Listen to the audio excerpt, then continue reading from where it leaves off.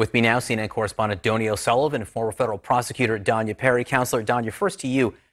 It's an enormous award here, nearly $1 billion.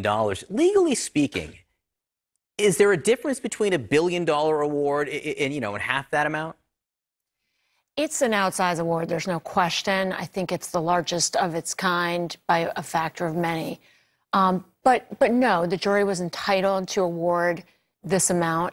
It's eye-popping, but it's deserved under the law. It's perfectly within keeping of what the jury was instructed by the judge. So while it may not be upheld in full on appeal, and there are various reasons why a judge could reduce it, it's actually harder. These were just compensatory damages. It's really just to compensate the plaintiffs for what they've endured.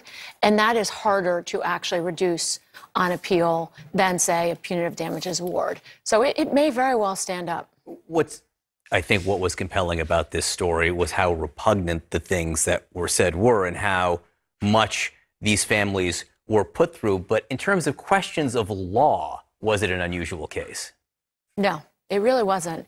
It was just like any other defamation case, other than, as you say, the vile and virulent things that were said and the speaker who made them.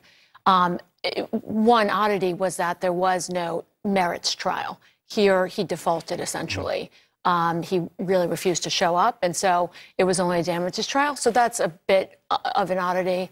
But no, it's a classic defamation case where the plaintiffs had to meet their burden of the elements of defamation, just like any other plaintiff in any other courtroom. But the jury certainly found that this was an outlier in terms of the things that were said and the damages that it caused. All right, Doni, you spend your days and nights lurking in these world of conspiracy theories.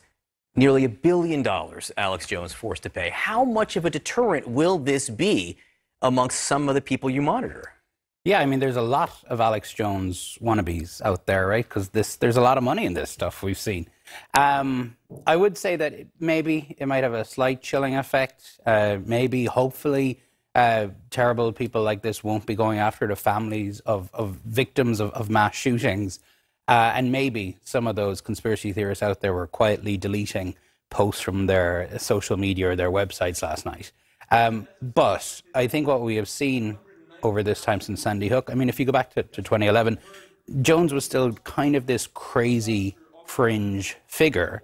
But he was elevated, just as he was elevated by many parts of the Republican Party over the past 10 years in American discourse. It was also signaled the decline of the quality, I guess, and the nuance of political discourse in the US. I mean, we've seen how this guy was brought into all the election lies.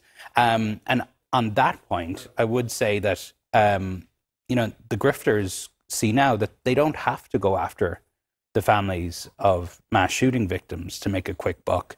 They can play into the election lies as Alex Jones did. It's interesting. And if you go after institutions, Danya, instead of individuals, it may be harder to prove a case like this, right? Well, we'll see. We've got some trials coming up in some of the voting systems, lawsuits that were brought for defamation against Fox News and a number of their hosts and some guests.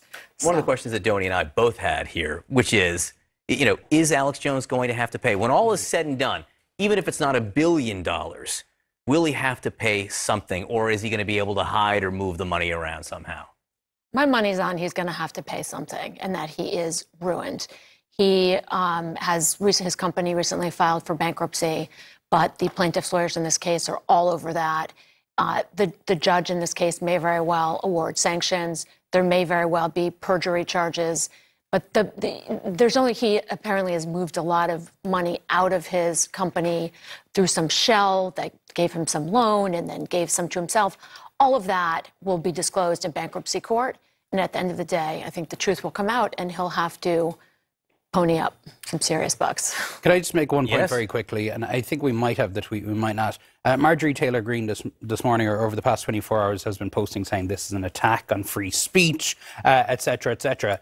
Greene, a few weeks ago, was the target of a terrible harassment campaign from a website, a hate website called Kiwi Farms.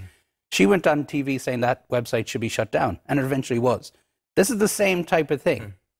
Danya Sullivan, Danya Perry, thank you both very much for that. So.